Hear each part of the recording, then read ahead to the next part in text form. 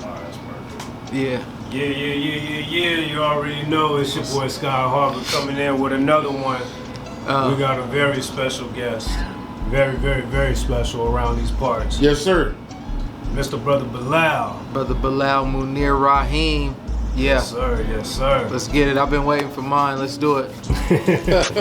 I just want to say first off, man, this is special for me, man. You know what I'm saying? Not only is this a business partner of mine, a organizer of mine that I organize with, it's actually my blood relative, my cousin, man, and we've been doing this thing. I done seen you grow from one of the most vicious little hood motherfuckers in Arizona to a boss, to a black boss, you know what I mean? A black power boss. So facts. It's dope to have you here and represent, man, and go ahead, Scott. Alright, so you are let's start off, you are a father, a great father. You are a CEO, owner of Central Station Studios. Yeah. As well as our Black Fathers Committee. Yeah. That is an official Fight for Life. Fight for Life as well. Yeah. That's another organization that you are a part of. Yeah. Where do you have time for self? Whoa, you gonna hit me with that right on top? I'm gonna go ahead and start. Alright, man, I really don't.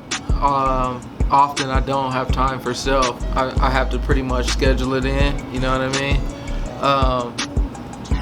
But yeah, I don't really have time for self. I schedule it in, I try to vacation and do little things like that and enjoy it when it comes, but I don't be having too much time for self. So anything's done is done with a purpose and intention, I'm assuming. Right. I mean, I everything that I do is still for self, you know what I mean? But like taking time out just for me is literally have to be scheduled. For sure. Get the people, man, who may not know who you are, where you come from. Just a little quick, brief introduction from the different stages and shit like that to where we are now. You know what I'm saying? Yep. Man, Bilal Munir Rahim again. I was born and raised in Phoenix, Arizona. I moved to San Diego when I was in high school, though, or actually like middle school. I went to middle school and high school in San Diego. Came back to Phoenix after that, you know what I mean? So I started rapping pretty much right around that time, like right after high school. Start doing that pretty much immediately when I got back to Arizona. Hooked up with my bros. We started a little group. We was doing the music, CPA. CPA? Yeah, CPA. CPA is legendary, you know what I mean? We was doing that around the same time. A couple years after that, we hooked up with THC, or I hooked up with THC, and I brought CPA with me. We did a couple shows, but eventually, you know, that kind of died out as far as the music goes. But THC, we took that music to like another level. We pushed hard. For some years. For those that don't know, what is THC? THC, the Hood Cartel THC. That's Crondo, K-Neezy, Trey G, Bruce Wayne, and Young Face. Man, yeah, it's crazy because, man, the Hood Cartel THC used to do a lot of things out here in AZ. But when they talk about like the conversations and things, they don't mention it. But when I go back and look at like flyers and different shows and all the things that we've done for Arizona, it's all of these same artists that's on there. And I just was wondering how that somehow we get lost in the sauce of that conversation. I knew it was always like a little bit of weird vibes from certain individuals. I'm glad that I'm able to grow past all of that now to the point where it's like not even interesting to me anymore. But man. so through your journey of artistry, have you met any downfalls that have discouraged you throughout your career as an artist? Yeah, definitely. Of course. Okay. Yeah. So does that make you give up on music? Does it turn you away from music? My down, like, if I'm down bad? The obstacle. the obstacle that you face doing the music. No, I never did. No. Okay. Nah, nothing that I face on the musical side necessarily, you know what I mean? But my own struggles and different challenges in life definitely pushed me away from it. I think that for a minute it allowed me to gather myself for sure. But yeah. Okay. So we asked everybody this question, man. What would be your top influences as far as your style? You know, we've traveled a lot. We've done a lot of different shows everywhere, from Right. down south to East Coast and West Coast and here, and you have a very eclectic sound. You know what I'm saying? So Right. what would you call, you know what I mean, some of your major influences, hip hop wise? Man, I couldn't even tell you, cause I don't know. I don't necessarily try to go off of nobody's particular sound. I never really did. I think that some of my top artists are, like, of course, Pac is on there, Lil Wayne, Nas, Snoop. Like, so you'll hear like a lot of that in my style, you know what I mean? Pimp C for sure. Yeah. You know what I mean? Can't forget about Pimp C, man. R.I.P. Pimp C, man. That took me through a different time in my musical career as well. I was leaning on that vibe, that whole movement for a minute. Yeah, I remember. It was fun. So, for those that don't know, now, what would you consider yourself now? A conscious artist, or RBG artist? Man. What would you classify yourself as now? You know, 10 plus years later, still doing music, still moving businesses, still grinding. What would you classify yourself as now? Man, I would definitely say conscious. You know what I mean? Every time I drop something, I want it to be something in there that you can learn from. It's gonna be some inspiration in there. Definitely, I want to make sure I'm teaching, I'm learning, and I'm teaching in my rhymes and my bars now. That's all I'm pretty much worried about or going for when it comes to the mic. You know what I mean? If I ain't got nothing intelligent to say, or that's gonna what I feel is going to like better someone, then I'm gonna save it. So I got other things to do. What brought you to that point? What was your transition from Regular street bullshit, right? A traditional rapper who's about bars and dropping gems to a more conscious artist? Well, through my knowledge of self, I gained a newfound love for our people. You feel me? Mm-hmm. And through that, it kind of pushed me away. Like, I learned what the part of the agenda and how we got as bad as we are when it comes to some of the shit that's being put out now. So I'm just thinking from trying to go back and be a servant mind state. Like, damn, I done put out a lot of negativity already, you know what I mean? So I got to try to counter that with some positive.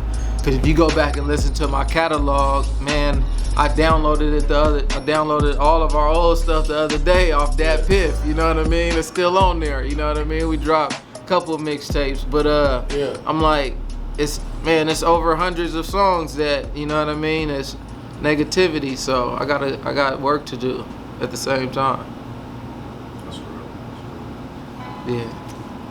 I feel like me personally, hearing all the shit we used to do and all that type of shit, it was dope. It was dope street shit. But I feel like now the shit is even doper because we're still keeping the street kind of, because that's where we come from. Right. But now that we're kicking the knowledge and shit with it, and the knowledge itself, all that type of shit, I feel like it's even doper because now it has meaning. Anybody can go in there and spit some bullshit about bullshit.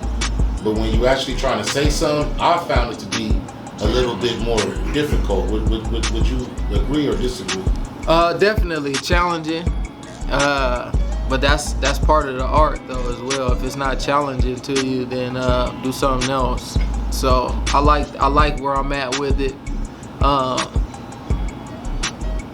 think I'm being more of myself in these bars also, instead of being what I think people want to hear. You feel me? That's real shit, man. So, in the community, you've been a major fixture, you know what I'm saying, a major factor, you know what I'm saying, along with OBFC. Go ahead and tell the folks a little bit how, you know, OBFC, what it stands for, how we collaborated, and then like what we doing out here as far as pushing the black culture, pushing the RBG culture out here. You know what I'm saying? Definitely, OBFC is our Black Fathers Committee. Just the thought of man, I got to get back to the streets, and how do I connect back with my brothers without being involved in some of the same things that I was in. So I'm like, you know what? We all fathers. You feel me? So let's start there. Let's keep it black and let's start there. Through just that, like a study group, it developed the rap group, which is now like a community organization as well. So we all in one. But it just started really from the idea of I think I know something now, and I want to share it with my brothers, but I don't want to connect back with them with some of the same things that I was doing. But I found another route, and that's through fatherhood. But what I learned through that is that if you put fatherhood at the top of your list of priorities, then like more benefits come to you. It's very beneficial because it turns you into a different person.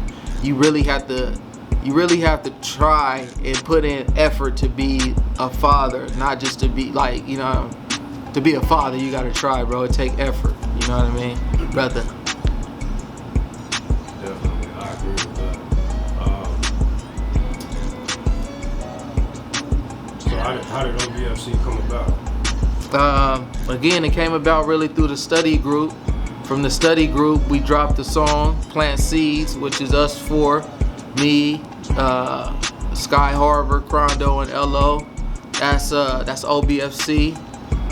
That track is Plant Seeds. It's a fatherhood song. It's a RBG song that talks about everything that we need to hear, but it's still keeping it so G. So y'all can check that out as well. It's on YouTube and all of the streaming sites. Yeah. For sure. We'll go ahead and tell the people, man, what you got coming up. What's being worked on right now, and then where can the people find you at? Hit us on the website www.obfconline.com. Hit me on all social media, Bilal Munir Rahim, Martel Cartel, obfc.az. All social media, just hit me. Of course, there's all types of different things that we into, all type of investments and different conversations that we having now as that times are changing. And we just finished RBG Phoenix Explosion last month. That was epic. Right. But also, man, it's a lot going on, man. Just stay tapped in, tuned in. I don't want to put too much out there.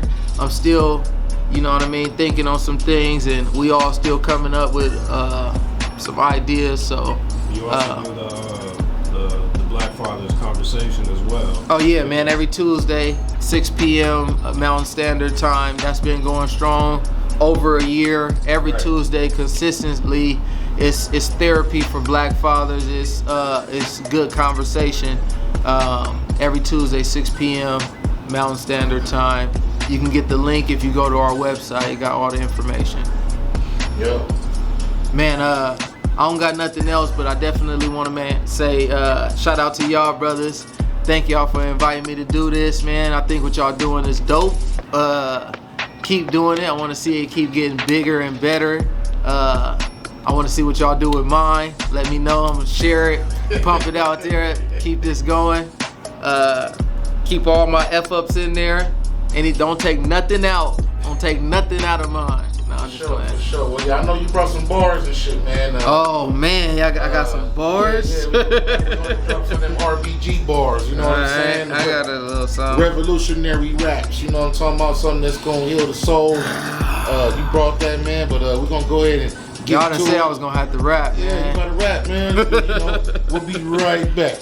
If 4/5 of the world is dark, how is it possible for 1/5 to rule, oppress, exploit, dominate, how is it possible for 1/5 to rule and brutalize the 4/5 who are in the majority? Divide and conquer. Divide and conquer. Now what you gotta say? What happened to Freddie Gray? What happened to Romaine? These devils is insane. Pure evil, power to the people. Invade the land, kill off the man, and then call him illegal. Slavery again, it never was abolished. Just revamp for your kids and send their kids to college. School to prison pipeline. Got votes, but not mine. I study in my free time and dialogue with like minds. God willing, nation building, teach the children. Self-knowledge, keep them polished, that's a million. My ideology, we pray, but you could go your own way. I think I'm El Haj Shabazz, and what the brothers say. Who taught you to hate yourself from the top of your head to the soles of your feet? Who taught you to hate your own kind? Who taught you to hate the race that you belong to? Who taught you to hate your own kind? Who taught you to hate the race that you belong to? So much so that you don't want to be around each other.